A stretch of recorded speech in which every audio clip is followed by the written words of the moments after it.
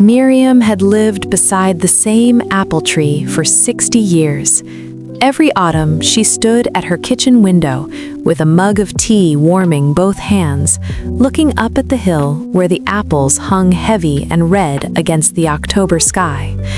They glowed in the late afternoon light like small lanterns, and every year she felt the same quiet intention rise in her chest. This year I will climb up there and pick every one. But October always arrived before she was ready for it. There were dishes in the sink, phone calls she'd been putting off, a show she was halfway through. The armchair held the shape of her body perfectly. The hill could wait until the weekend, until things slowed down, until she had a proper stretch of time to do it right. She never noticed that a proper stretch of time never came on its own. Lena arrived on a crisp Saturday in the second week of October, 8 years old, coat half on, cheeks bright from the cold walk up the lane. She tugged her grandmother's sleeve before she'd even sat down. "Nana, the apples." "Soon, sweetheart," Miriam smiled warmly.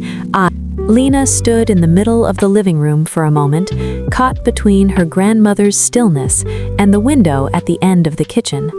Then she went to it and stood on her toes and looked out. The apples blazed red on the hill, warm and heavy in the afternoon light, glowing the way Christmas lights glow, with that particular quality that makes you feel something important will be missed if you don't go toward it right now. She pressed her hands flat against the glass. She waited for her grandmother to come. She never did. By the third week of October, the light had changed, cooler, lower, less generous, and one morning Miriam looked out to find 2 deer at the base of the hill, heads bent to the fallen apples lying soft and browning in the long grass. "Next year," she said softly, letting the curtain fall. The storm came on a Thursday night, didn't stop until it had done what it came to do. In the morning, Miriam put on her coat and went outside. The apple tree had been split cleanly down the middle, the hill, and looked at it for a long time. All those apples that had waited patiently on the branch for someone who was always coming soon. The tree never bloomed again. Lena grew up and carried that kitchen window with her, planted an apple tree and watched it grow with the patient attention. Her phone lit up with the light and found her daughter building something in the living room, held out her hand. "Where are we going?" "Up the hill. The apples are ready." And they walked out into the October morning together.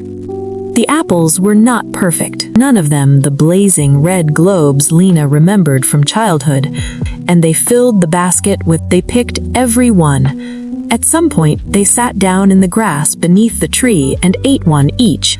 "Why today?" she asked, turning her apple in both hands.